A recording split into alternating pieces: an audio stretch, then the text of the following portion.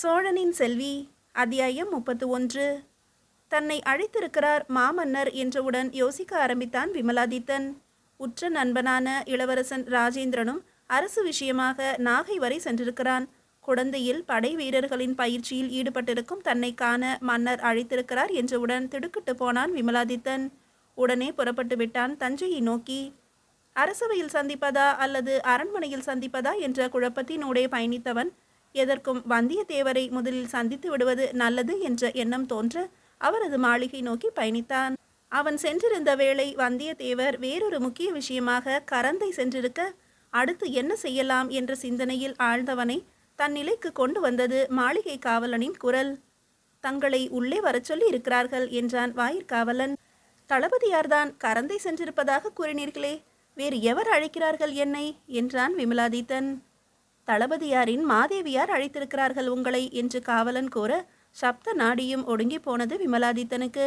சோழத்தின் மாமன்னரே கட்டுப்படும் ஒரே ஆளுமையான குந்தவை மாதேவியார் அழைக்கிறார் என்றவுடன் வேறு எதுவும் பேசாது மாளிகைக்குள் நுழைந்தான் விமலாதித்தன். வரவேண்டும் விமலாதித்தரே, தங்களின் வரவு தஞ்சைக்கு நன்மையை விளைவிக்கட்டும், அமருங்கள் என்ற குரல் கேட்ட திசையை வணங்கியபடியே நோக்கினான் விமலாதித்தன். கம்பீரம் குறையாமல் நிலவு முகத்தில் புன்னகை மின்னல் கீற்றோடு அமர்ந்திருந்தார் குந்தவை மாதேவியார். எதிரே இருந்த ஆசனத்தில் அமர்ந்தான் விமலாதித்தன். ஏதேனும் அரசாங்க விஷயமெனில் நாளை அவர் வந்துவிடுவார், அவரிடம் பேசலாம். என்னால் ஏதாவது உதவி செய்யக்கூடிய விஷயமாயின் தயங்காமல் கூறலாம் என்றார் குந்தவையார். மாமன்னரிடமிருந்து அழைப்பு வந்திருக்கிறது எனக்கு. எங்கு சந்திப்பது என்ற குழப்பம். அதுதான் தளபதியாரிடம் கேட்டு செல்லலாம் என வந்தேன் என பணிவோடு கூறினான் விமலாதித்தன். அழைத்திருப்பதோ மன்னர். நீங்கள் வந்திருக்கும் தகவலை அரண்மனை அதிகாரிகளிடம் தெரிவித்திருந்தாலே போதுமே. எங்கு சந்திப்பது என்பது தெரிந்திருக்குமே. அதை விடுத்து இங்கு வந்திருக்கிறீர்கள் என்றால் தங்களின் செயலில் உண்மை இருப்பதாக தெரியவில்லையே என கேட்டார் மாதேவியார். அதிர்ந்து போனான் விமலாதித்தன். அப்படி எதுவும் இல்லை தேவியாரே. எதுவாயினும் தளபதியாருக்கு தெரிந்திருக்கும் என்ற எண்ணம், எதற்காக மன்னர் அழைத்திருக்கிறாரோ என்ற பதட்டம், அதுதான் காரணம் இங்கு வருவதற்கு என்றான் விமலாதித்தன் தயங்கியபடி. ஒருவேளை எவருக்கும் தெரியாமல் உங்களை சந்திக்க வேண்டும் என்று மன்னர் எண்ணியிருந்தால், முக்கியமாக தளபதியாருக்கு தெரிய வேண்டாம் தங்களின் வருகை என நினைத்திருந்தால், இப்போது நீங்களே அதை கெடுத்து விட்டதாக அல்லவா தோன்றும் என்றார் குந்தவையார். வந்தியத்தேவருக்கு தெரிய வேண்டாம் என மாமன்னர் நினைப்பார் என நான் எண்ணவில்லை மாதேவியாரே என்றான் விமலாதித்தன். ஏன் அப்படியொரு எண்ணம்? மாமன்னரின் தமக்கையாரின் கணவர் என்பதால் அவருக்கு தெரியாமல் எதையும் மன்னர் செய்ய மாட்டார் என்ற எண்ணமா உங்களுக்கு? உங்களையும் சொல்லி குற்றமில்லை. நிறைய பேர் அப்படித்தான் எண்ணிக்கொண்டிருக்கிறார்கள். இந்த அரசாங்கமே நான் நினைத்தபடிதான் நடக்கிறது என்று கூட சொல்லிக் கொண்டிருக்கிறார்கள். ஆனால் எல்லோருமே ஒரு விஷயத்தை மறந்து விட்டார்கள். இந்த குந்தவையின் தம்பியான அருண்மொழி வேறு, சோழ தேசத்தின் மன்னனான ராஜராஜன் வேறு என்பதை இன்னும் பலர் புரிந்து கொள்ளவே இல்லை.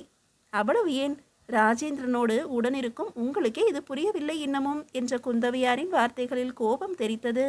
மன்னிக்க வேண்டும் தேவியாரே, தளபதியாரிடம் பேசினால் மன்னரை எதிர்கொள்ள ஏதுவாக இருக்கும் என்ற எண்ணத்தில் மட்டுமே இங்கு வந்தேனே தவிர வேறு எந்த தவறான புரிதலும் இல்லை. என்றாலும் தாங்கள் கூறிய பிறகு எனது செயல் தவறாகவும் பொருள் கொள்ளப்படலாம் என்பதும் புரிகிறது. இனி எச்சரிக்கையாக இருப்பேன் என்றான் விமலாதித்தன். புரிந்து கொண்டமைக்கு நன்றி. சோழத்தின் ஒவ்வொரு அசைவும் மாமன்னர் மட்டுமே அறியக்கூடிய ஒன்று. அவர் அழைத்தார் என்ற பிறகு வேறு எவருக்கும் தெரியப்படுத்த வேண்டிய அவசியமும் இல்லை. தஞ்சை வரை உங்களை வரவழைத்த மன்னருக்கு எங்கு சந்திக்க வேண்டும் என்பது தெரியாதா என்ன? அவசியம் சந்திப்பார். இன்னும் சிறிது நேரத்தில் இரவு தொடங்கிவிடும். போய் விருந்தினர் மாளிகையில் ஓய்விடுங்கள். எப்படியும் உங்களுக்கான தகவல் வரும் என்றார் குந்தவையார். அப்படியே செய்கிறேன் தேவியாரே. மன்னராக அழைக்கும் வரை காத்திருந்து சந்தித்துவிட்டு செல்கிறேன். அதுதான் முறையும் கூட என்று கூறிய விமலாதித்தன் தனது ஆசனத்திலிருந்து எழுந்து செல்ல முற்பட, ஆனால் என் அழைப்பினை ஏற்று வந்திருக்கும் எவரையும் காக்க வைப்பது எனக்கு முறையல்லவே என்ற கணீர் என்ற குரல் ஒன்று வாயிலிருந்து வர, இருவரின் பார்வையும் அந்த திசையினில் பட தானாகவே வணங்கின கைகள். விழிகள் வியப்பில் விரிந்தன. சட்டென்று இருக்கையிலிருந்து துள்ளி எழுந்து நின்றன கால்கள். மாளிகையின் வாயிலிருந்து உள்ளே நுழைந்து கொண்டிருந்தார் மாமன்னர் ராஜராஜர். தலை குனிந்து வணங்கினான் விமலாதித்தன். ஒரு புன்னகையோடு வரவேற்றார் மாதேவியார். உடல் படபடக்க ஆரம்பித்தது விமலாதித்தனுக்கு. ஆரம்ப காலத்தில் ஒரு நாட்டின் மன்னன் தானே என ராஜராஜரை சாதாரணமாக எண்ணியிருந்த விமலாதித்தன் நாட்கள் செல்ல செல்ல அவர் பற்றி அறியும் விஷயங்கள் எல்லாம் பிரமிப்பையும் அளவு கடந்த மரியாதையையும் உண்டு செய்திருந்தது அவனுக்குள். தன் தமக்கையின் அருகில் சென்ற ராஜராஜர் நெகிழ்ச்சியோடு அவரை மெல்ல அணைத்தார். கைப்பற்றி கொண்டார். வந்திருப்பது உன் தம்பி அருண்மொழியக்கா, நீ எழுந்திருக்க வேண்டிய அவசியமே இல்லை என்றார் நெகிழ்வோடு. சோழ தேசத்தின் குடிமக்களில் நானும் ஒருத்திதானே, வணங்குவதற்கும் வரவேற்பதற்கும் எனக்கும் உரிமையுண்டுதானே? புன்னகையோடு கேட்டார் குந்தவையார். உனக்கில்லாத உரிமை வேறு எவருக்கும் இல்லை என்னிடத்தில். அது இருக்கட்டும், எல்லாம் நலம்தானே? அன்பாக கேட்டார் ராஜராஜர். நலத்திற்கு ஏதும் குறைவில்லை. என்ன இந்த நேரத்தில், அதுவும் சொல்லாமல் கொள்ளாமல்? விமலாதித்தர் தஞ்சைக்குள் வந்துவிட்டதாக தகவல் கிடைத்தது. எங்கு சந்திக்கலாம் என நான் முடிவெடுக்கும் முன்பே இங்கு சந்தித்தால்தான் சரியாக இருக்கும் என விமலாதித்தரே முடிவு செய்து இங்கு வந்துவிட்டார் போலும். அவரது ஆசையை ஏன் கெடுப்பான் என்று நானே வந்துவிட்டேன் இங்கு. அது மட்டுமின்றி உன் கையால் சாப்பிட்டு வெகு நாட்களாயிற்று. அந்த ஏக்கத்தையும் போக்கிக் கொள்ளலாம் என்று தோன்ற உடனே வந்துவிட்டேன் என்றார் ராஜராஜர் சிரித்தபடி. அரசி, தங்களை எங்கு எப்போது சந்திக்க வேண்டும் என்பது புரியாமல் ஒரு குழப்பத்தில்தான் நான் இழுத்தான் விமலாதித்தன். பரவாயில்லை விமலாதித்தா, எங்கு சந்தித்தால் எவரோடு சந்தித்தால் இந்த ராஜராஜன் மறுபேதும் தெரிவிக்க மாட்டான் என்பதை தெரிந்து வைத்துள்ளாய் நீ. இப்போதைக்கு இதனால் ஏதும் பிரச்சனை இல்லை. அதே சமயம் எல்லா நேரமும் இப்படியே இருக்குமா என்பதையும் கூற முடியாது அல்லவா? போகட்டும், உன்னை அழைத்த காரணத்தை கேட்கவே இல்லையே நீ. தாங்களாக கூறும் வரை காத்திருப்பது நல்லது என்ற எண்ணம்தான் அரசே என்றான் விமலாதித்தன் பணிவாக. அதே போல நான் அழைக்கும் வரையிலும் காத்திருந்திருக்கலாம். என்றாலும் உன் காரணமாக என் தமக்கையை சந்திக்க ஒரு வாய்ப்பு கிடைத்திருக்கிறது என்பதால் மன்னிக்க வேண்டியது மரபாகி போய்விடுகிறது. இருக்கட்டும், உடனடியாக வேங்கி நாடு செல்ல வேண்டியிருக்கும் விமலாதித்தா. உன் தமையன் உன்னை அழைத்திருக்கிறான், அதை சொல்லத்தான் வரவழைத்தேன் என்றார் ராஜராஜர். மன்னிக்கவும் அரசே, எனக்கு தற்போதைக்கு அங்கு செல்ல விருப்பமில்லை மெதுவாக பதிலளித்தான் விமலாதித்தன். ஏன் என்ற கேள்வியும் கூடவே தொடர்கிறதே விமலாதித்தா, அதற்கும் சேர்த்தே பதிலளித்துவிடு என்றார் ராஜராஜர் புன்னகையோடு. கலிங்க நாட்டை தாங்கள் வென்றெடுக்கும் வரை வேங்கி நாடு செல்ல விருப்பமில்லை எனக்கு என்றான் விமலாதித்தன். வேங்கி உனது தாய்நாடு என்பதை மறவாதே விமலாதித்தா, உரிமையோடு கூறினார் ராஜராஜர். மறக்கவில்லை. அதனை மீட்பதற்காக கலிங்க நாடு தன்னையே இழந்ததையும் மறக்கவில்லை. கலிங்கத்தினை அதன் மக்களிடத்தே மீட்டு கொடுக்க வேண்டியது என் கடமை. அதற்காகத்தான் சோழம் வந்ததே. அது முடித்த பிறகுதான் என் நாட்டிற்கு திரும்புவேன் நான் என்றான் விமலாதித்தன் உறுதியாக. ஒருவேளை கலிங்கமானது மீட்கப்படாமலேயே போனால் சோழ மண்ணில் விதைக்கப்படுவேன், அவ்வளவுதான். அதே சமயம் அப்படி ஒரு காலம் நடக்காது. கலிங்கம் வெல்லப்படும் நிச்சயமாக என்றான் விமலாதித்தன். எதை வைத்து இத்தனை உறுதியாக கூறுகிறீர் விமலாதித்தரே? அதுவரை அமைதியாக இருந்த குந்தவை மாதேவியார் கேட்டார். உயிரோ வாக்கோ எதை கொடுப்பினும் திரும்ப பெறும் வழக்கம் சோழருக்கு இல்லை என்பதை அறிந்தவன் நான் என்றான் விமலாதித்தன் உறுதியாக. கேட்டவுடன் நெஞ்சு விரிந்தது ராஜராஜருக்கு. அதற்கான சமயம் வெகு விரைவில் வாய்க்கப் போகிறது விமலாதித்தா. கலிங்கத்தோடு சேர்த்து மற்றொன்றையும் கேட்டிருந்தாய் என் மைந்தனிடத்தில் நீ. அதை மறந்துவிட்டாயா என்ன? குறும்பாக கேட்டார் ராஜராஜர். தானும் ராஜேந்திரரும் பேசியது அனைத்தும் தெரிந்திருக்கிறது மன்னருக்கு என்பதை புரிந்து கொண்டான் விமலாதித்தன். மறக்கவில்லை அரசே, அது பற்றி துளி கூட கவலைப்படவும் மாட்டேன்.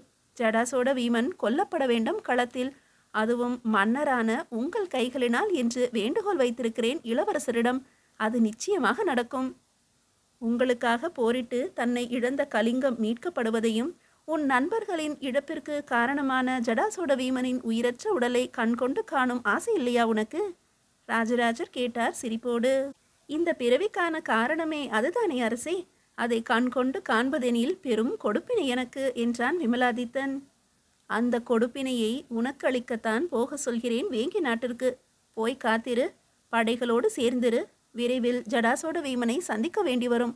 உன் தமையனான சக்திவர்மனுக்கும் உன் துணை தேவைப்படுகிறது தற்போது என்றார் ராஜராஜர். உங்களின் வாக்கு என்ற பின் எதிர் யோசனை தேவையில்லை அரசே. நாளையே புறப்படுகிறேன் வேங்கி நோக்கி. அங்கு சென்று காத்திருக்கிறேன் தங்கள் விரைவினை எதிர்பார்த்து. விடை கொடுங்கள் தற்போது என்று கூறினான் விமலாதித்தன். கொண்ட நட்பிற்காக கலிங்கத்தினை பெரிதாக என்னும் உன் பண்பை மதிக்கிறேன். அதே சமயம் வேங்கி என்பது உனக்கான அடையாளம் விமலாதித்தா.